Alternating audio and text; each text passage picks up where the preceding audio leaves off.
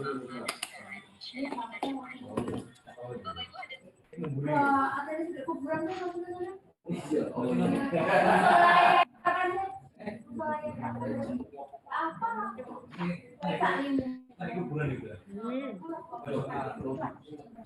sapa?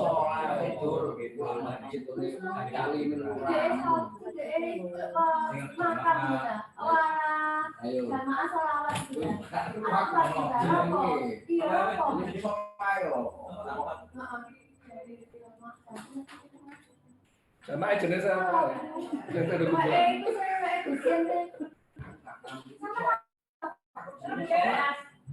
Gelas. Kopi sama pesen kopi.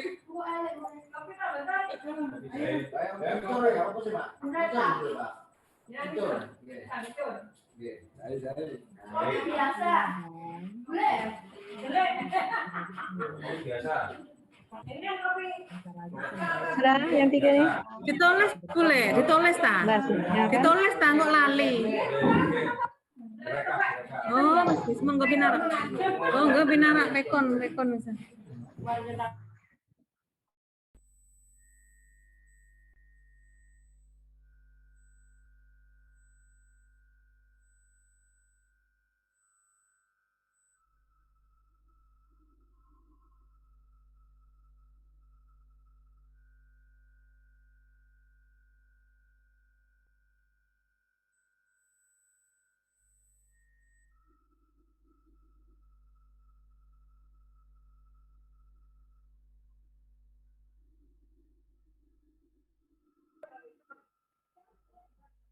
Sudah di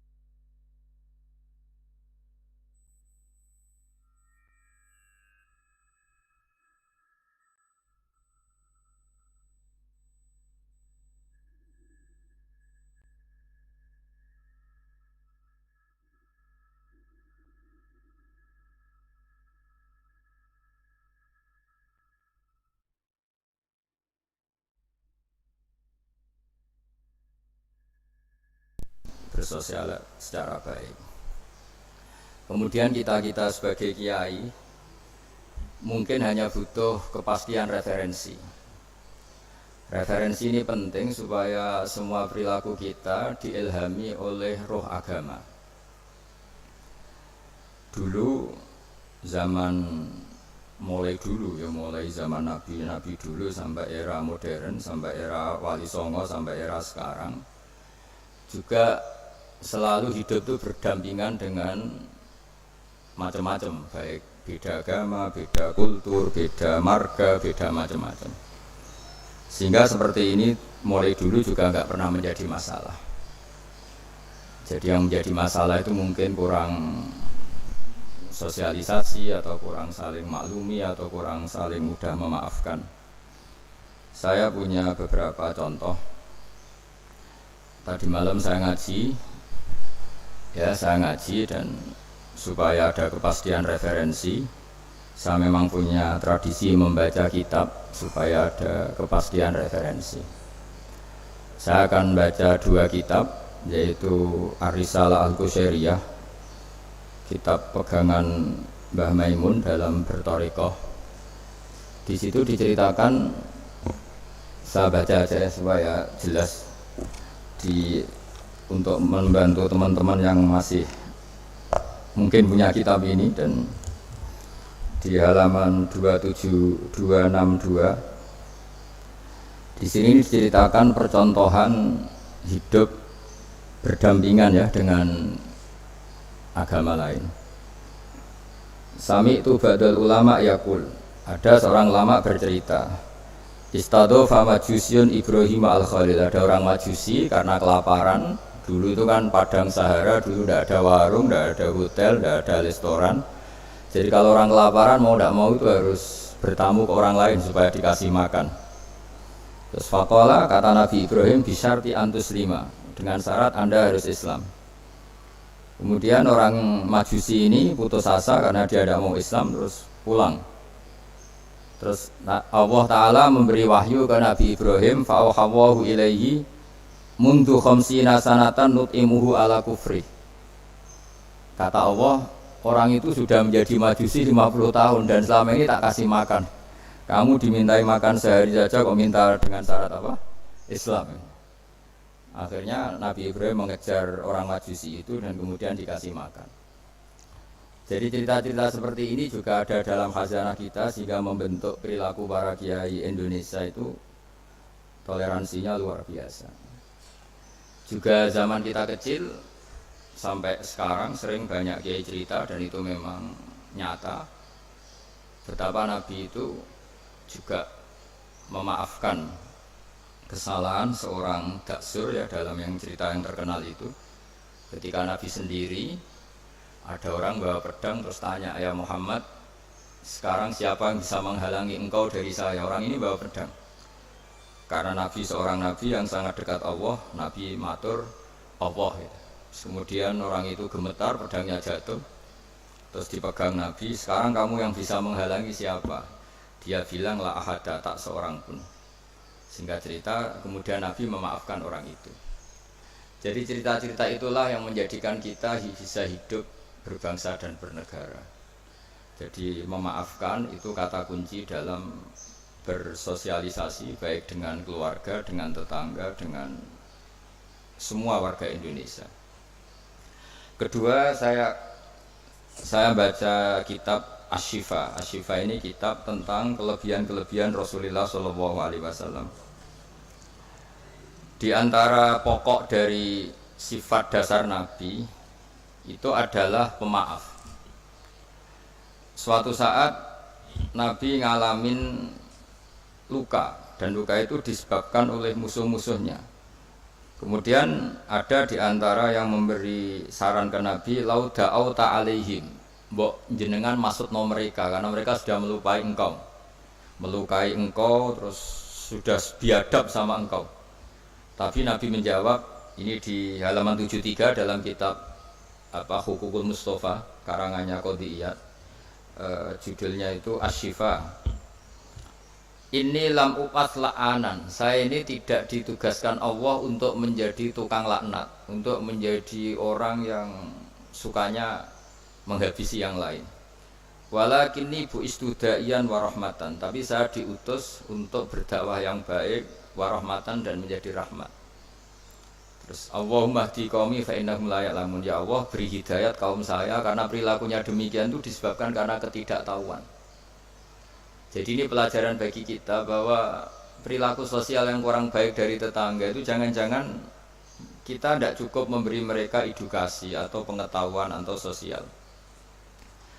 Jadi saya tidak akan banyak matur di sini karena memang waktu saya juga tidak banyak. Tapi saya mau matur dulu itu saya cerita ke ibu-ibu ini yang ibu dulu itu ulama itu hubungannya hanya dengan Allah, tidak pakai ilmu sosial. Ini penting. Ilmu sosial itu bisa jengkelkan. Misalnya kalau saya baik sama tetangga, tetangga saya tidak baik itu bisa jengkel.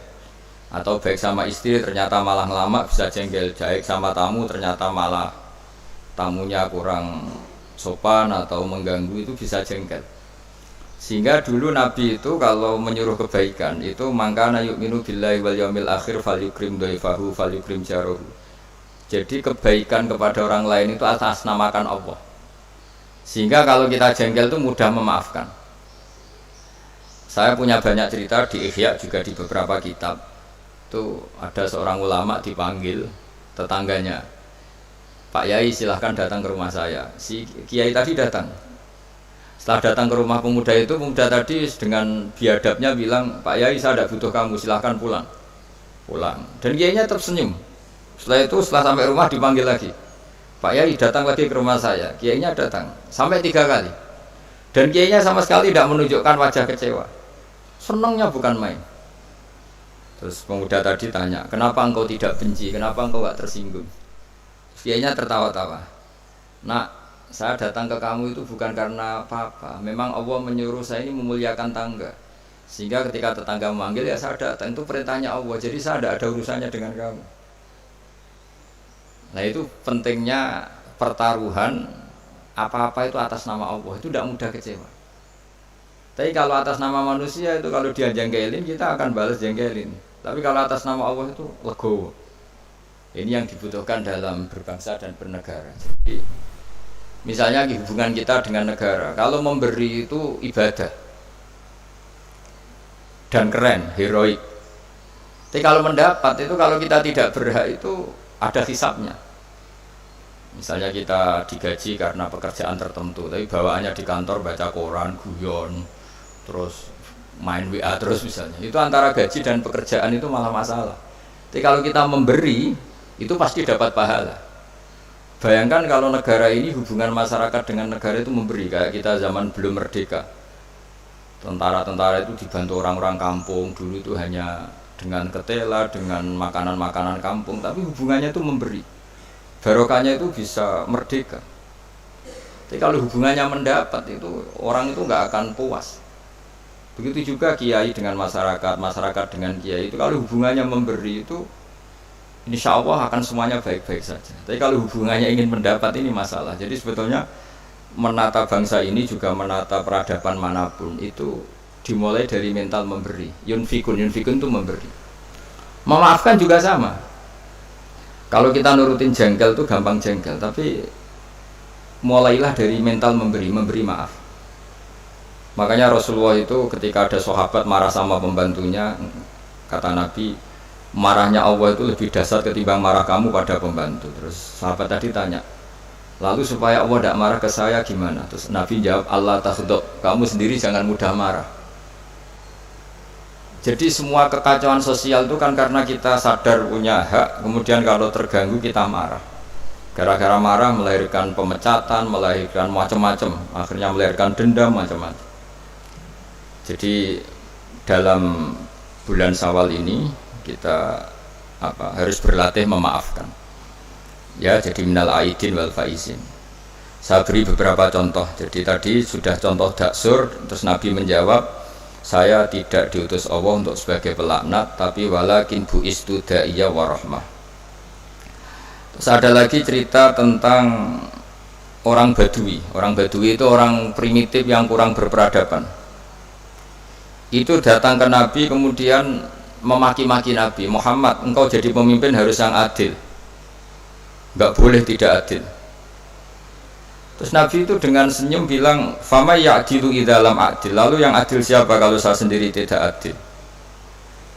Padahal Nabi ketika dilihat tidak adil itu punya ilmu yang luar biasa. Tak beri gambaran begini ya. Mungkin orang Indonesia tidak siap, tapi harus siap, dilatih supaya siap. Apalagi ibu-ibu kayaknya agak siap.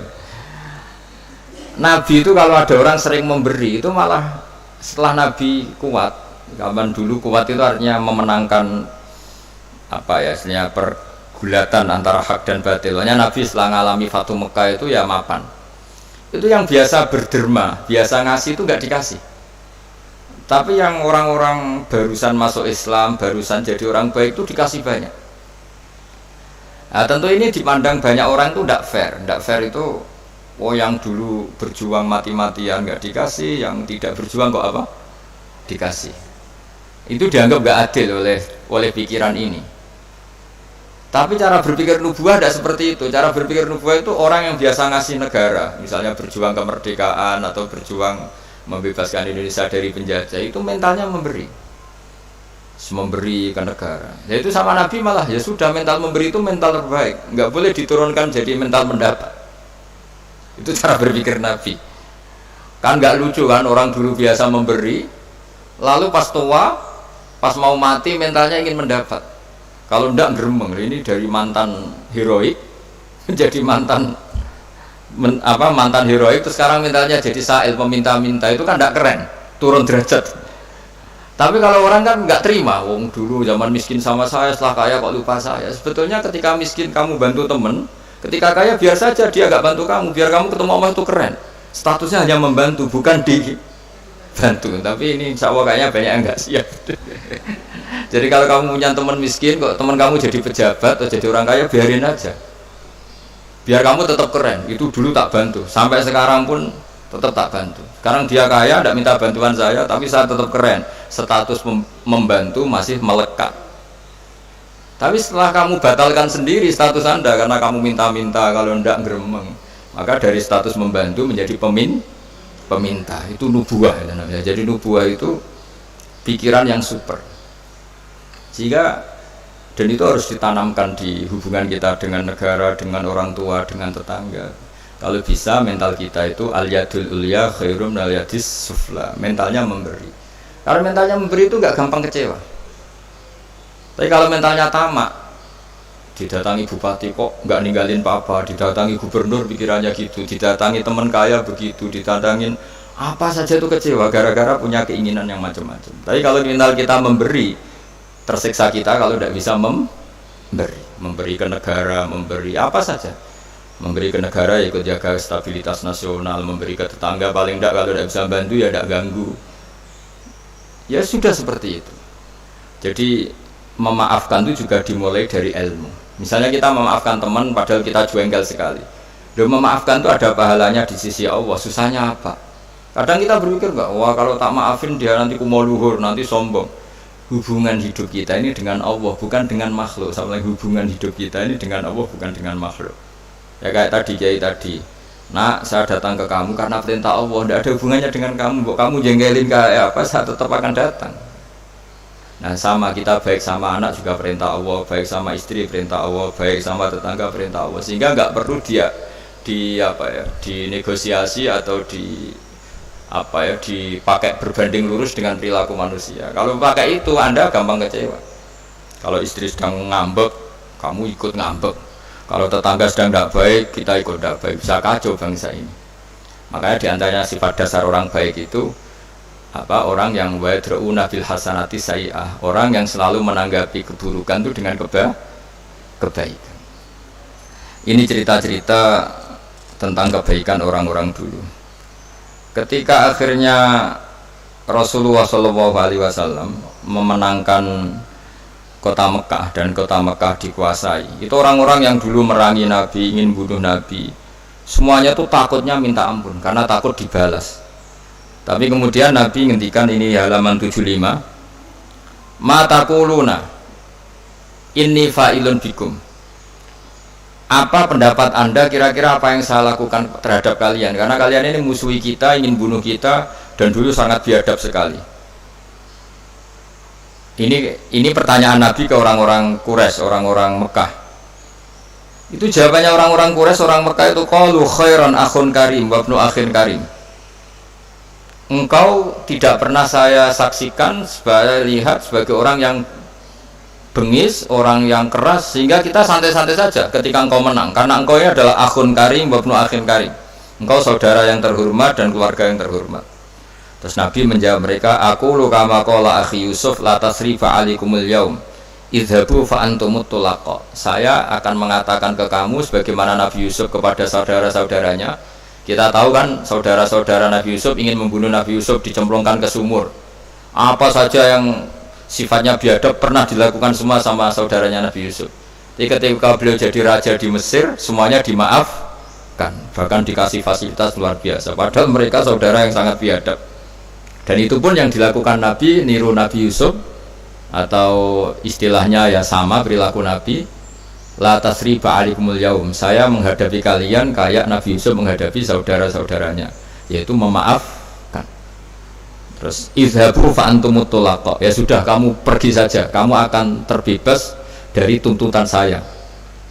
Jadi ini cerita-cerita tentang betapa baiknya Rasulullah Shallallahu Alaihi Wasallam, dan kebaikan itu pula yang harus kita tiru, yaitu dimulai dari memaafkan. Wal afina anin nas. Nah sekarang masalahnya itu orang tuh susah memaafkan. Itu sebabnya sederhana, karena hubungan ibadah kamu itu masih dengan makhluk. Kalau makhluk itu kali janggalin ya janggalin betul. Nah itu Anda berarti didikte oleh makhluk, didikte oleh manusia. Caranya gimana? Kita harus dilatih hanya didikte oleh Allah Subhanahu wa ta'ala, di mana Allah itu mendikte kita, mengarahkan kita, memandu kita supaya mudah memaafkan. Makanya hubungan dengan istri, dengan itu ya Allah bayangkannya gitu. Wa ashiruhunna bil ma'ruf. Kamu harus berkawan secara baik. Terusannya ayat fa in karihtumuhunna. Jika suatu saat kamu benci sama istri kamu karena perilaku tertentu, fa asa an takrahu syai'a wa ja'alallahu fi khairan katsira. Jadi bisa saja di watak yang kamu benci itu ada kebaikan yang banyak. Saya berkali-kali menyontohkan, misalnya punya istri sering marah itu bagus. Kalau istri kamu ramah, setiap lelaki disenyumin, yang pusing juga kamu. Jadi kalau marah itu kan nggak ada yang berani goda, anggap saja begitu. Alhamdulillah. Meskipun ya kalau marah terus mungkin suaminya jantungan terus mati, tapi kan ya maksudnya lihat sisi positifnya. Dulu lama itu begitu. Ada orang berteman sama-sama miskin, terus berteman lagi sama-sama kaya. Setelah sama-sama kaya, yang satu itu jatuh miskin, miskin sekali. Terus setelah miskin, teman-temannya nggak main ke rumahnya. Terus dia diprovokasi oleh orang sekelilingnya. Itu teman kamu yang kaya-kaya biadab sekali, setelah kamu miskin tidak ada yang jenguk kamu. Padahal yang miskin ini sudah jadi buruh boto atau buruh manol di pasar, buruh hamal ya. Terus dia mulai menggerundel, wah teman-teman saya ngawur sekali, setelah saya miskin tidak ada yang kesini. Datanglah seorang habib, orang alim, memberi nasihat, bagus gak kesini katanya. Terus kaget kan dia, kenapa? Coba kalau kamu jadi tukang manol gini, mantan bos, teman-teman kamu datang kan jadi tontonan, mendingan lupa. Oh iya ya, iya kan misalnya kamu miskin, terus teman-teman kamu tetap datang, pas buruh di orang, pas jadi kernet atau jadi pembantu, betapa malunya. Bagus mana yo? Bagus dilupakan apa bagus diingat? Bagus dilupakan. Jadi orang itu harus melihat sisi bahwa di balik kodok kodar Allah ini ada hikmah yang kita tidak tahu. Ya sama misalnya ada perempuan cantik dulu semua lelaki melihat. Orang saya itu kukulan, bagus dilihat apa bagus enggak coba? Bagus enggak kan? Yang orang kaya dulu naik muka mobil saja nggak mau, bawa handuk saja nggak mau, bawa tas saja nggak mau. Setelah jatuh miskin jadi tukang manol di pasar, tukang angkut barang, terus teman-temannya tetap datang. Mendingan datang apa enggak? Enggak kan, daripada jadi tonton. Nah, di sini tuh kearifan ulama, orang tuh harus dilatih. Makanya saya ini ditamani orang ya seneng, enggak ya seneng. Kalau ditamani seneng ya nambahi konco, enggak ya seneng, berarti dosanya enggak diganggu, semuanya tak anggap seneng semua hidup. Jadi apa ya, pokoknya semua yang dari Allah itu asik, indah sudah. Saya kenal orang ya seneng, enggak kenal ya seneng, sudah sama. Karena Allah sendiri yang tahu hikmah itu. Makanya saya berkali-kali bilang, Imam Syafi'i itu orang, saya berkali-kali bilang, Imam Syafi'i itu bilang punya teman banyak ya enak katanya, karena dengan punya teman ya teman sosial lah enak. Nggak punya teman ya enak. Itu saya berkali-kali cerita. Ya Imam Syafi'i banyak orang tuh nggak seneng jenengan. Alhamdulillah beneran. Kenapa? Dorang arah utang ya. Jadi kalau kamu nggak disenangi orang satu kampung tuh artinya mereka nggak akan utang kamu, pinjam mobil kamu. Tapi nak seneng, ribet kan? Jadi seneng ya ada hikmahnya, nggak seneng juga ada. Ada lagi yang lapor, Imam Syafi'i, orang yang tadi cium tangan Anda, yang hormat Anda, di belakang tuh ngerasani kamu. Jadi Imam Syafi'i, alhamdulillah, berarti saya wibawa, buktinya depan saya nggak berani. Jadi dianggap enteng saja. Jadi orang dulu itu segampang itu melihat fakta. Yaitu ilmu ini yang menjadikan orang tuh nggak uring-uringan cara Jawa, karena ilmunya luas, nggak gampang emosi. Jadi ya seperti ini, saya ini kan jam tidur saya kalau saya terganggu ibu-ibu, tapi anggap saja ini rumah umat Kanjeng Nabi. Setelah saya pulang tidak saya ganduli, nanti suaminya tersinggung kan, masa ibu-ibu gitu. Ya sudah kalau mau pulang saja biar suaminya agak cemburu, malah ribet kan. Jadi dianggap enteng saja hidup oleh ulama-ulama dulu karena ilmunya cukup. Makanya Imam Abu Hanifah paling dikenang dalam makalah paling terkenal itu Allahumma, kata Imam Abu Hanifah ketika munajat sama Allah, ya Allah, mandoko bina sodruh faksuduruna ittasaat bih. Orang yang melihat saya itu nggak mampu sehingga dia mangkel, sehingga dia nggak bisa nerima sikap saya, tapi hati saya bisa memaklumi mereka. Misalnya kita kaya, top, banyak yang hasut, ya kita harus maklumi. Di mana-mana orang dihasut itu ya keren. Kalau kamu miskin yang mau ngasut itu siapa? Misalnya kamu cantik dihasuti orang harus bangga.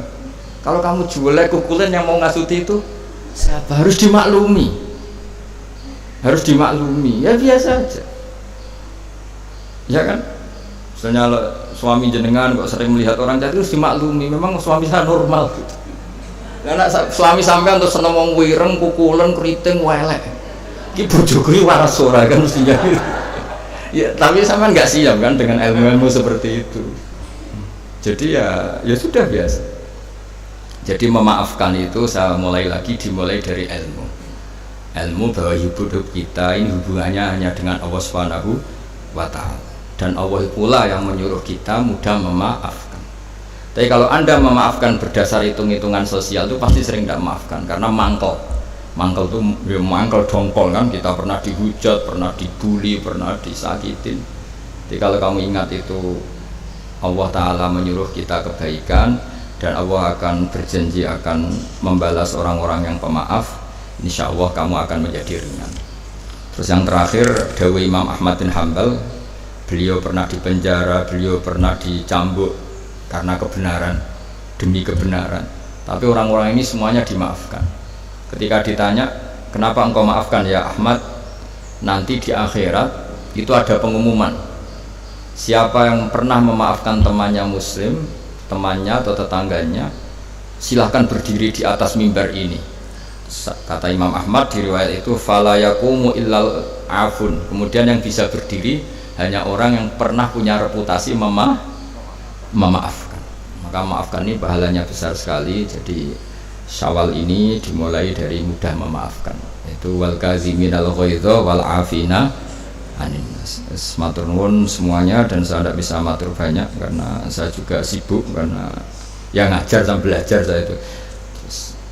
Supaya yang ganggu juga desanya tidak banyak-banyak. jadi ya sama-sama enak gitu loh. Kalau suami jenengan nunggu juga nunggunya enggak lama-lama. Jadi entah masih ditunggu entah enggak ya tidak tahu saya, tapi kan khusnudan lah, masih banyak yang nunggu itu, masih keluarga maksudnya banyak yang nunggu. Jadi saya mohon latihlah hidup secara ikhlas. Ikhlas itu apa-apa demi Allah Subhanahu wa Ta'ala. Makanya itu bedanya Islam dengan yang lain.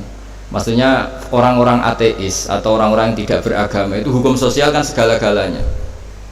Bedanya yang beragama sama yang tidak beragama. Tapi kalau orang beragama itu pikirannya Allah. Jadi tentang berbaik sama tetangga saja karena mangkana yu'minu billah wal yaumil akhir. Sehingga buat tetangga itu tidak balas baik, kita inginnya juga tetap baik karena berdasar perintahnya Allah. Mbok anak sampean beweling tetap ingin baik karena itu perintah Allah. Tapi kalau sampean berdasar manusia, lapo tak sangoni nakal, lapo tak apii wong rapik mbek aku, nanti kacau, bangsa ini bisa kacau karena semuanya didikte sama makhluk. Makanya Islam itu mengajarkan apa? Kebaikan sosial pun karena berdasar perintahnya Allah Subhanahu wa Ta'ala. Oke, saya kira demikian. Wassalamualaikum warahmatullahi wabarakatuh. Bismillahirrahmanirrahim. Nahmaduka ya ghafuru ya syakuru wa salli wa sallim ala sayyidina maulana Muhammad sallallahu wa barik wa sallim asma'in. Allahumma ya waj'alna mutawaddina fika mutahabina fika ya Allah. Waj'alna mimma yansuru dinakal qawim. Allahumma ja'alna aminin mutmainin alladzina la khaufun 'alaihim wa lam yahzanun. Warzuqna sidadal qawli wal fi'al. Warzuqna ri'ayatal hifz. Allahumma ya Allah ir'abang ya Allah ra'iyata Indonesia wa mahfadhum wa'ahum bi aini radik. Allahumma ya ilahana ya Allah warzuqna rizqan halalan wasi'an barakan 'indik. Warzuqna ya wa tuma'ninatal qalbi ya Allah ma'ana wa fina ya Allah barik lana ma'ajiranina wa ma'aduyufina wa ma'alimina wa ma'alimina innaka ala kulli syai'in qadir wa annakal haqqus samad waj'alna huwani min salimin mu'afin min kulli bala'i dunya al akhirah nas'aluka ya wal afa wal afiyah lana wa li ahli Indonesia ya wa amatan wa li a'immatil muslimina wa amatihim Rabbana atina fid dunya hasanah fil akhirati hasanah wa qina adzabannar. Sallallahu ala sayyidina Muhammad wa sahbihi wa sallam. Subhana rabbika rabbil izzati amma yasifun. Wassalamun alal mursalin. Alhamdulillahi rabbil alamin. Surah Al-Fatihah. Ar-Rahmanir-Rahim.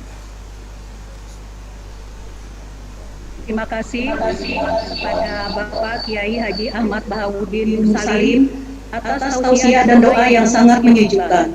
Insya Allah manfaat dan hikmahnya dapat kita amalkan dalam kehidupan sehari-hari. Pahala, keberkahan dan kesehatan dari Allah Subhanahu wa taala kami panjatkan untuk Gus Baha dan keluarga. Amin ya rabbal alamin.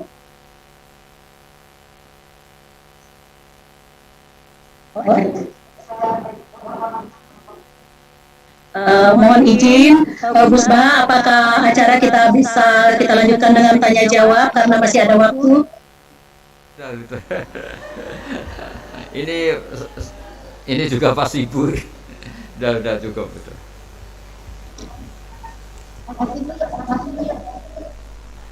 Ya satu mungkin sungguh syarat. Satu ya. Oh ya. Karena satu, apakah kita dari sini Bu yang bertanya atau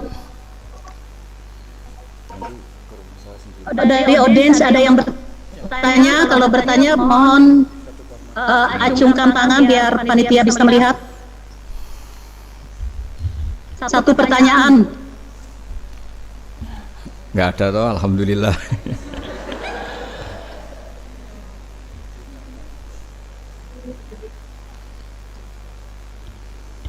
Silakan dari DWP mana yang mewakili? MC-nya nggak mau selesai.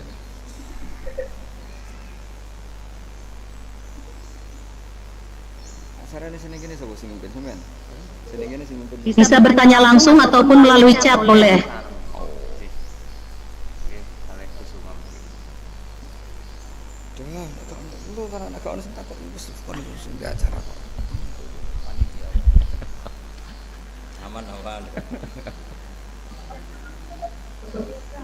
Nah, ini ada pertanyaan bagi wanita, apa yang paling urgen untuk dipelajari, apakah ilmu fikih atau ilmu apa?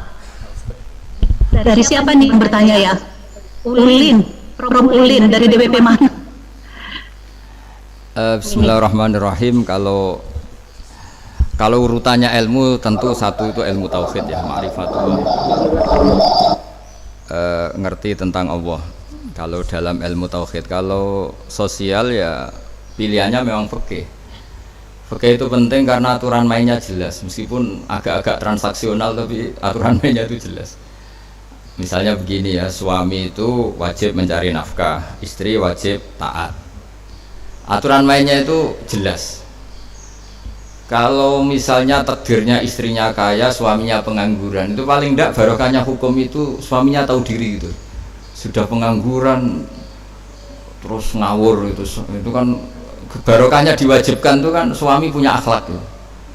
Tapi yang istri kaya raya barokahnya diwajibkan taat juga punya akhlak. Jadi fikih itu penting supaya tetap mengawal ketentuan-ketentuan itu. Jadi kenapa kiai Indonesia dulu itu setiap berkeluarga itu catatan utamanya itu fikih. Karena fikih itu aturan mainnya itu jelas. Meskipun kadang-kadang transaksional misalnya begini, ini fikih-fikih yang alhamdulillah di Indonesia itu nggak banyak yang melakukan. Kalau istri sedang cerewet, sedang purik, nggak mau dikumpulin suami, itu suaminya tidak wajib nafkahi, tapi istrinya juga diberi hak. Kalau nggak dinafkahi boleh nggak mau, itu kan ribet. Itu kan ribet, itu mau rumah tangga apa mau dagangan, itu kan jadi ribet itu. Tapi apapun itu aturan main itu bagus supaya orang itu sadar ya. Misalnya saya ini kata orang banyak kiai itu diwajibkan mulang sama Allah. Di mana-mana wajib itu kalau dilakukan dapat pahala, kalau ditinggalkan dapat. Jika saya ngajar begini, andai kan nggak ada yang salam template atau nggak ada yang hormat, itu nggak masalah. Saya ngajar tok itu sudah untung karena menghilangkan apa? Dosa. Sampai ngaji juga wajib, barokahnya ngaji tok itu sudah untung, meskipun nggak paham, karena itu sudah menghilangkan kewajiban. Itu jadi barokahnya hukum itu di situ. Saya ini termasuk yang gampang ikhlas, bukan apa-apa, karena barokah hukum tadi, wong alim wajib mulang. Jadi mulang tok sudah untung karena ngilangi dosa. Yang bodoh wajib ngaji ya sudah untung, nggak paham pun penting ngaji. Tapi kalau sudah pakai hukum sosial ruwet. Dapat apa kalau saya ngajar? Oh ruwet, itu jadi kapitalistik kan. Jadi pokoknya kalau nggak ada hukum itu ruwet. Tapi barokahnya hukum tuh aturan main tuh menjadi jelas.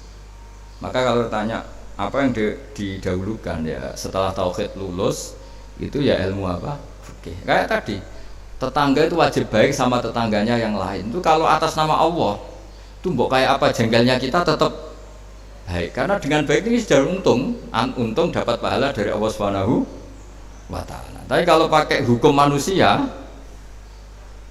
tonggo mesti jengkelin, dibalas jengkelin. Oh kan ruwet. Nah itu termasuk hamba Allah yang lemah. Manusia didikte oleh manusia. Harusnya manusia itu hanya didikte oleh ketentuan Allah Subhanahu wa taala. Nggih, ngoten sesuai perjanjian supaya dosanya tidak banyak-banyak. Kalau ganggu saya lama-lama dosanya tambah banyak. Tapi kalau manfaatkan saya lama-lama ya pahalanya banyak lah.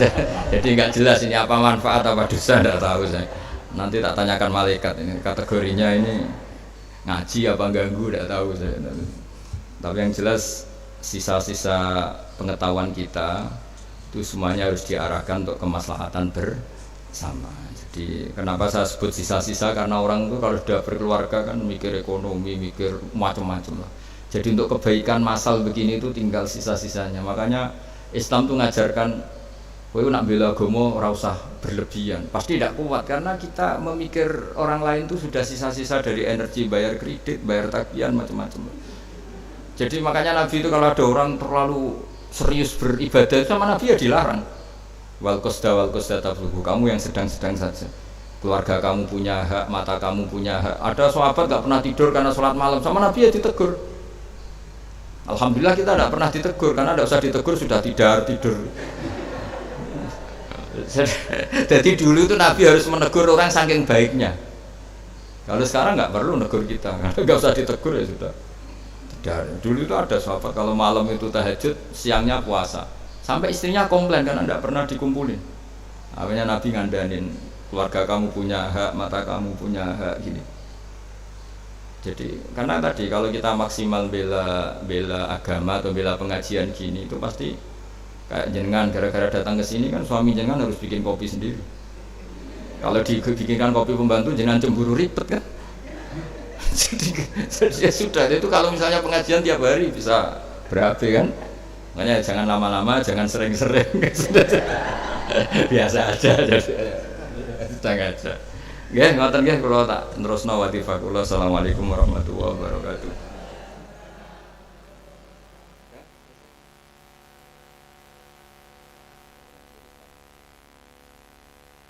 Terima kasih kepada Ustaz yang telah menjawab pertanyaan dengan panjang lebar. Sebenarnya banyak sekali pertanyaan dalam chat ini. Namun karena keterbatasan waktu, barangkali kita cukupkan untuk pertanyaan ini. Kemudian selanjutnya marilah kita saksikan bersama penayangan video ucapan selamat Idul Fitri dari perwakilan Dharma Wanita Persatuan Kantor Wilayah Kementerian Agama Provinsi dan Dharma Wanita Persatuan Perguruan Tinggi Keagamaan Negeri.